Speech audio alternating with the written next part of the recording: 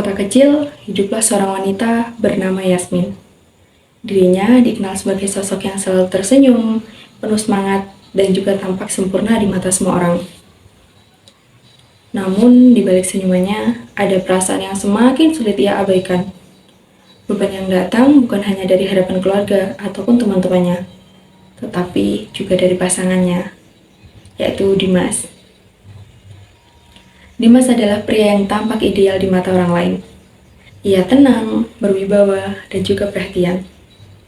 Tapi di balik semua itu, ia memiliki ekspektasi yang begitu tinggi terhadap Yasmin. Ia ingin Yasmin selalu hadir untuknya, selalu mengerti tanpa perlu banyak bertanya, dan juga selalu bisa menyesuaikan diri tanpa keluhan. Dalam setiap perbedaan pendapat, Yasmin selalu merasa perlu mengalah demi menjaga hubungan yang tetap harmonis. Namun, ia juga mulai merasakan bahwa harmonis yang mereka jalani bukanlah keseimbangan, melainkan kepatuhan. Setiap kali Yasmin ingin mengungkapkan pendapatnya, Dimas cenderung menepisnya dengan kata-kata yang mengesankan bahwa perasaannya berlebihan ataupun gak penting. Perlahan, Yasmin mulai meragukan dirinya sendiri. Apakah ia terlalu sensitif? Ataukah keinginannya untuk didengar dan dihargai adalah hal yang egois? Di suatu malam, setelah sebuah percakapan yang membuatnya semakin merasa terjebak, Yasmin mengambil ponselnya dan menemukan sebuah postingan tentang konseling pasangan. Meskipun ragu, akhirnya ia memutuskan untuk menemui konselor, bukan bersama Dimas, tetapi sendirian. Ini dengan Mbak Yasmin ya? Iya benar. Oh iya, bagaimana kabarnya Mbak Yasmin? Alhamdulillah. Alhamdulillah. Tadi di sini di antara keluarga?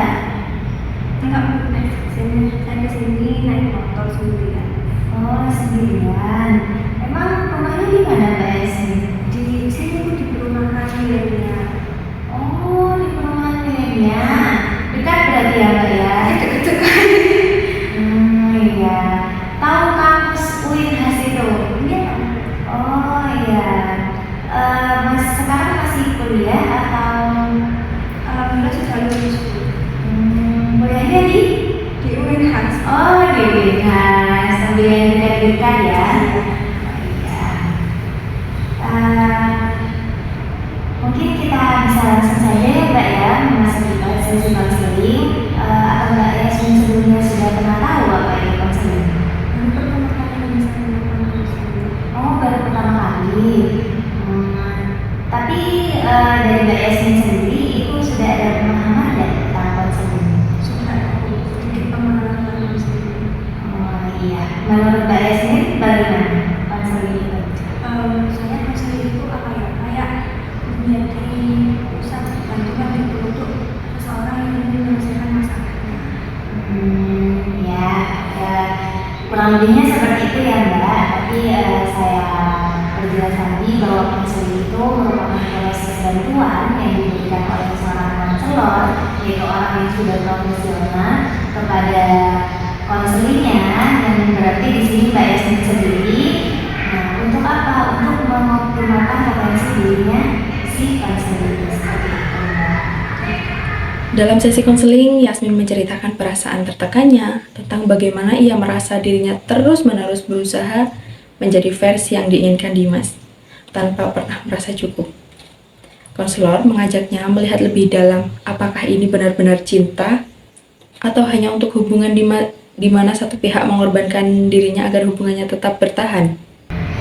Kira-kira apa yang membuat Mbak Yasmin datang ke sini? Saya ke sini itu menceritakan apa yang selalu saya pendam.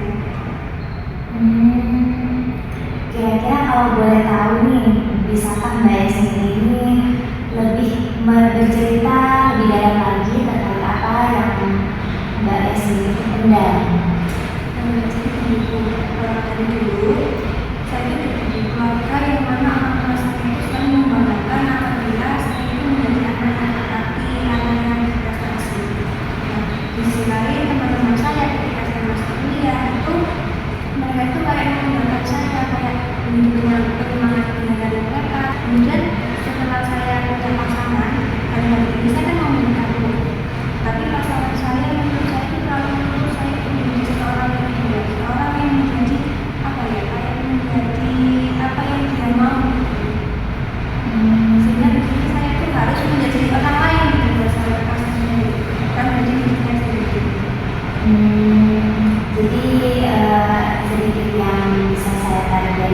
penjelasannya dari ceritanya Mbak Yasmin tadi, bahwa Mbak Yasmin itu banyak tuntutan dari orang lain sehingga membuat Mbak Yasmin itu tidak menjadi diri sendiri, seperti itu ya Mbak. Kira-kira hal seperti itu Mbak Yasmin yakini apa? Dari mana keyakinan itu berasal? Karena dulu saya kan pernah apa ya, berprestasi itu kayak diharapkan banget gitu. Terus kayak saya itu takut ketika saya tidak berprestasi nanti orang tua saya akan kayak mereka kurang suka dengan saya. Terus ketika saya sama-sama rasanya pun juga seperti itu. Misalnya saya melakukan kesalahan itu dari level pertama jadi kayak sudah kelihatan kayak kurang serak di mobilnya. Tapi saya tidak banyak bilang. Berarti Mbak Yasmin itu mendapat tuntutan dari orang tua, dan juga ibu Mbak Yasmin mau menikah, Mbak Yasmin juga memiliki apa ya, seperti pandangan ideal dari pasangannya gitu. Kira-kira kalau boleh saya tahu, apa yang pasangan Mbak Yasmin itu harapkan dari Mbak Yasmin sendiri? Dan saya kan ini menjadi wanita karir. Jadi pasangan saya itu, misalnya saya mau berkarir, saya itu juga harus apa ya, kayak standby itu di rumah. Dalam mengurus anak, mengurus suami, terus kadang saya itu bukan tidak percaya sama kemampuan saya sendiri, cuma saya kan merasa dituntut gitu kan. Jadi saya kayak sedikit keberatan mau apa ya, kita mau berkomunikasi tentang hal ini, itu saya kayak merasa takut gitu. Ya, saya paham apa yang Mbak Yasmin rasakan. Dan hal itu bukan hal yang mudah ya Mbak Yasmin, dimana kita harus memasang topeng kepada semua orang, kita harus berpura-pura baik saja, dan dimana kita juga harus menyenangkan orang lain. Ya, saya juga paham apa yang Mbak Yasmin rasakan. Saat sesi berakhir, konselor memberinya tugas menulis tentang kejujuran. Kejujuran terhadap diri sendiri, kejujuran terhadap perasaannya, dan kejujuran terhadap apa yang ia inginkan. Dari cerita Mbak Yasmin barusan, mungkin saya akan sedikit berikan apa ya, catatan atau sedikit tugas yang bisa Mbak Yasmin lakukan di rumah. Nah, tugas itu Mbak Yasmin bisa menuliskan kejujuran apa yang selama ini Mbak Yasmin pendam, atau hal-hal apa yang Mbak Yasmin selama ini pendam, lalu Mbak Yasmin tulis di kertas. Tulis saja seperti yang Mbak Yasmin ini mau ceritakan. Jadi Mbak Yasmin harus jujur terhadap apa yang Mbak Yasmin tuliskan. Seperti contohnya Mbak Yasmin merasa capek, Mbak Yasmin merasa ingin marah, semua emosi bisa Mbak Yasmin tuliskan terlebih dahulu di kertas tersebut. Terus nanti misalnya saya kan sudah menuliskan itu, nanti kertasnya disimpan atau dibuang atau gimana? Nah, untuk kertasnya nanti Mbak Yasmin baca kembali apa yang sudah Mbak Yasmin tulis. Nah, setelah itu Mbak Yasmin bisa mengamati satu persatu. Oh, saya ternyata di bagian ini saya masih belum terlalu jujur. Nah, untuk selanjutnya akan kita bahas di sesi konseling selanjutnya, Mbak. Di mana sesi konseling selanjutnya kita akan sekaligus menerapkan teknik konseling yang sekiranya cocok dengan permasalahan yang dialami oleh Mbak Yasmin sendiri. Oh, berarti nanti kita akan bertemu lagi gitu? Iya, benar sekali. Jikalau hal itu membuat Mbak Yasmin tidak keberatan atau Mbak Yasmin sudah cukup dengan satu sesi konseling ini. Oh, berarti nanti saya perlu membawa tulisan saya itu apa terus? Mbak Yasmin, jikalau nantinya Mbak Yasmin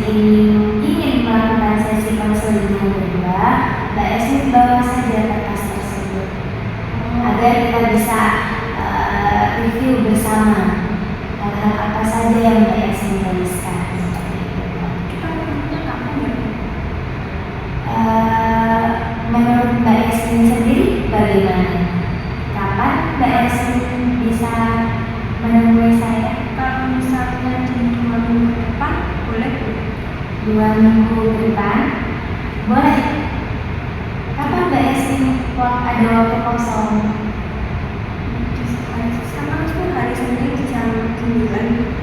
Hari Senin jam 9, 2 minggu lagi ya Mbak ya. Oke, baik. Jadi itu untuk sesi konseling hari ini cukup itu saja dari yang Mbak Yasmin ceritakan. Sudah saya cukup pahami apa yang membuat Mbak Yasmin itu memendam semuanya dan harus memakai topeng dalam kesehariannya, baik itu kepada orang tua, pasangan, maupun temannya. Nah, sehingga di akhir barusan saya memberikan tugas kepada Mbak Yasmin. Saya harap Mbak Yasmin bisa melakukannya dengan baik. Dari tugas tadi, apa masih ada yang mau ditanyakan Mbak Yasmin? Oh iya, alhamdulillah. Baik, kita akan ketemu lagi di 2 minggu lagi, hari Senin jam 9 ya. Oke, terima kasih Mbak Yasmin. Terima kasih ya sudah mau membantu. Iya, sama-sama. Malam itu, saat pena mulai menyentuh kertas, tangan Yasmin gemetar. Namun, kata demi kata mulai mengalir. Ia menuliskan tentang betapa ia merindukan kebebasan untuk menyuarakan isi hatinya, tentang betapa ia ingin berhenti merasa seolah dirinya selalu harus menyesuaikan diri dengan orang lain. Ketika sesi konseling berikutnya tiba, Yasmin membuat tulisannya dan membacanya dengan suara yang lantang. Ia mulai menyadari bahwa perasaannya itu sah, bahwa ia tidak seharusnya merasa bersalah karena ingin didengar. Bagaimana kabarnya Mbak Yasmin? Alhamdulillah lebih baik dari hari-hari sebelumnya. Alhamdulillah. Dan juga yang saya perhatikan Mbak Yasmin sedikit lebih ceria dan juga sedikit lebih tenang ya dari yang kemarin. Alhamdulillah. Iya. Kemarin saya memberikan tugas kepada Mbak Yasmin untuk menuliskan kejujuran. Apakah sudah Mbak Yasmin lakukan di rumah? Alhamdulillah sudah saya lakukan. Enggak. Kalau boleh saya lihat, apa Mbak Yasmin membawa catatan Mbak Yasmin sudah tulis?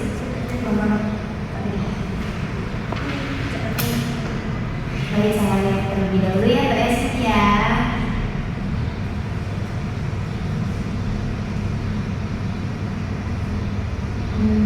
Baik, dari kilasan saya baca yang Mbak Yasmin tulis ini, sebelumnya saya ingin bertanya terlebih dahulu, apa yang Mbak Yasmin rasakan selama Mbak Yasmin menulis kejujuran?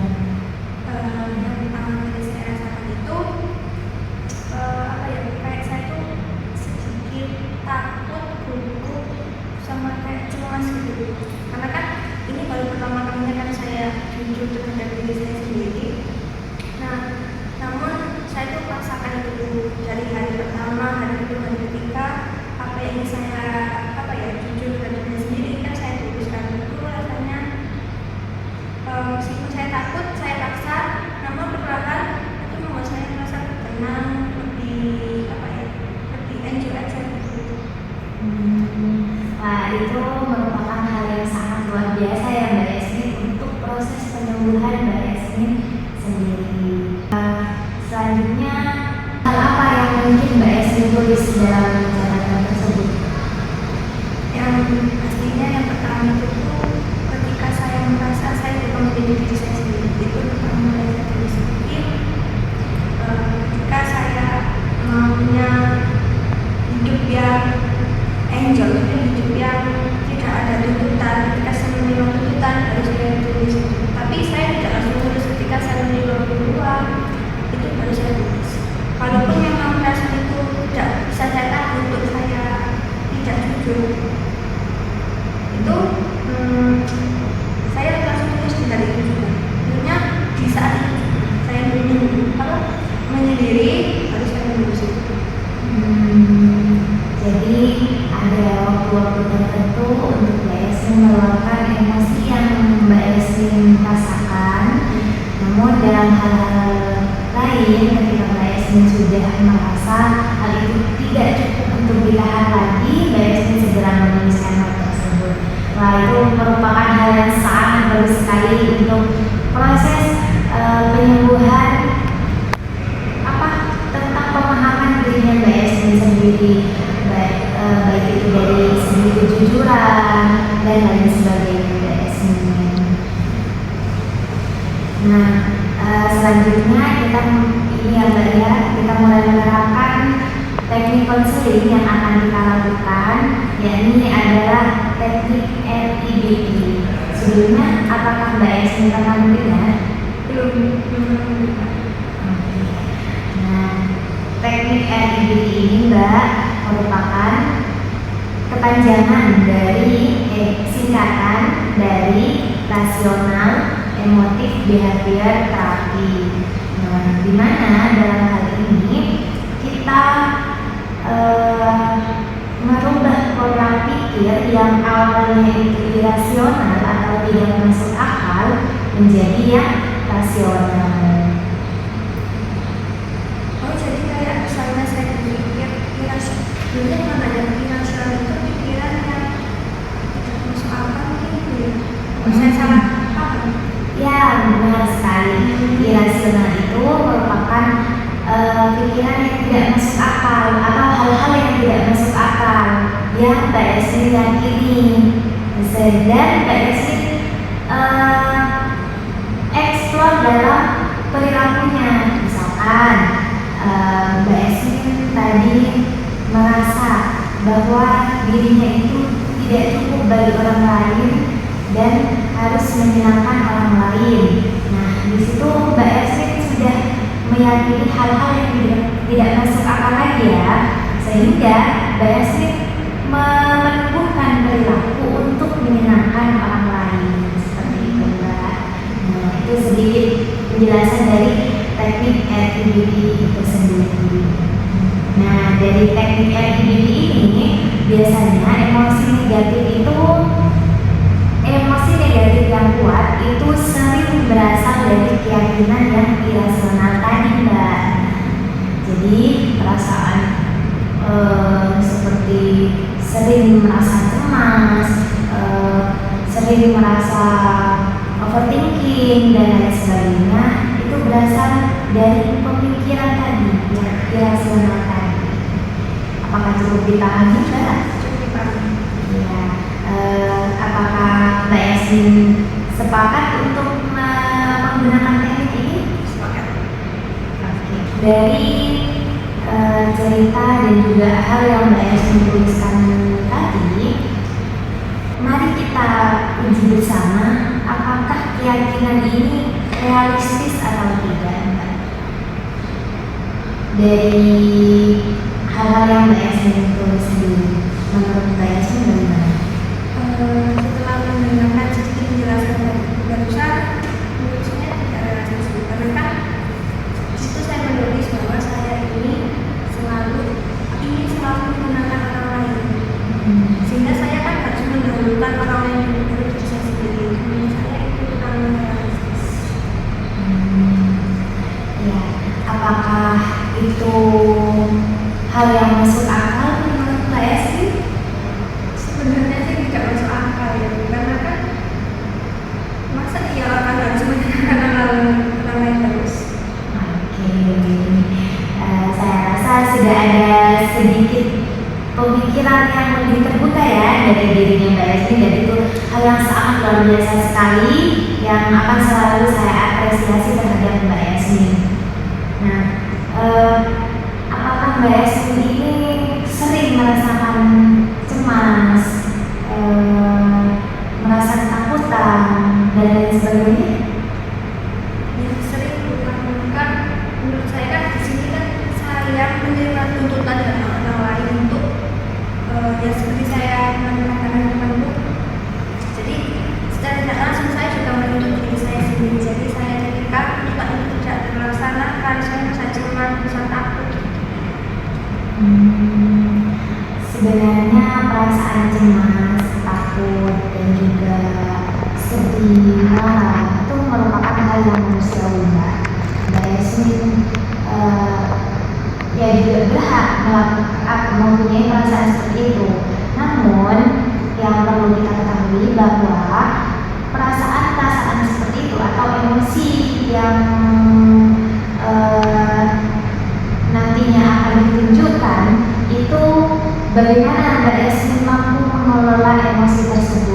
sehingga tidak menimbulkan dampak yang negatif terhadap dirinya Mbak Yasmin maupun orang lain seperti itu.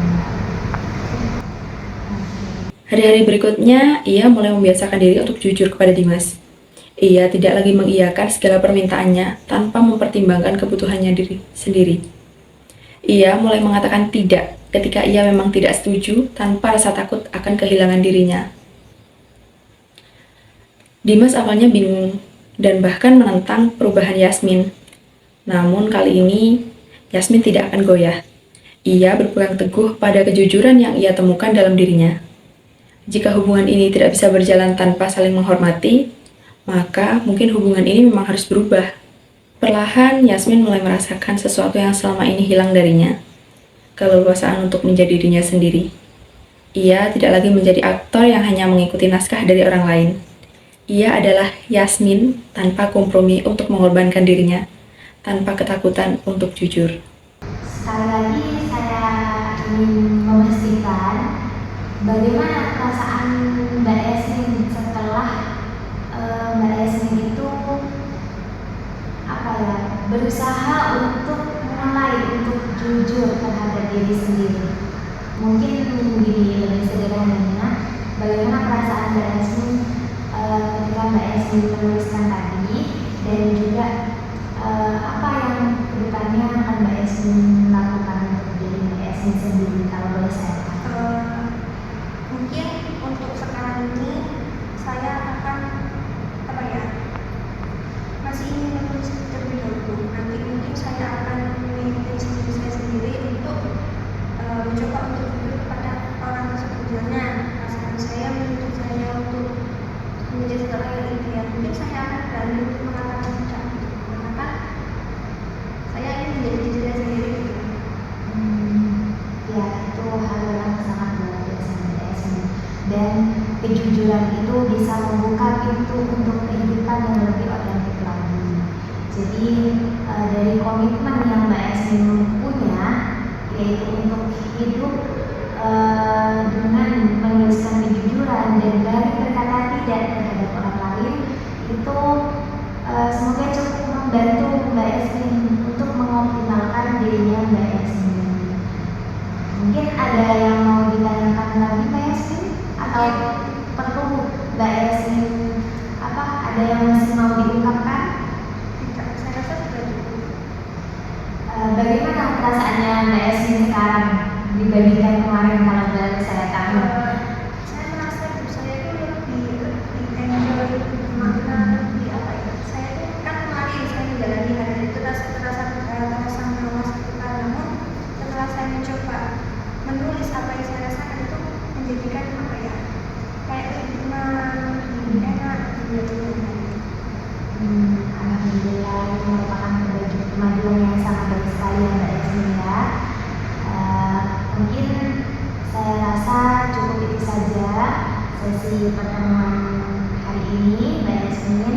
Dari tulisan yang telah Mbak Yasmin tulis, dan juga emosi yang telah Mbak Yasmin keluarkan, dan juga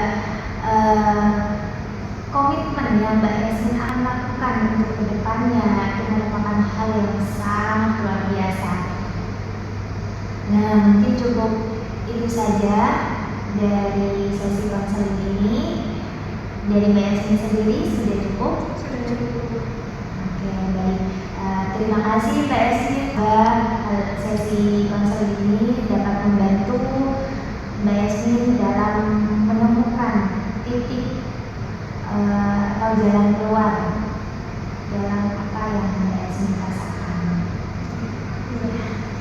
Ya, Mbak Yasmin, terima kasih atas waktunya. Saya mungkin mau pamit kembali karena di sini saya ada kerja. Oh iya, nggak apa-apa, silakan Mbak Yasmin.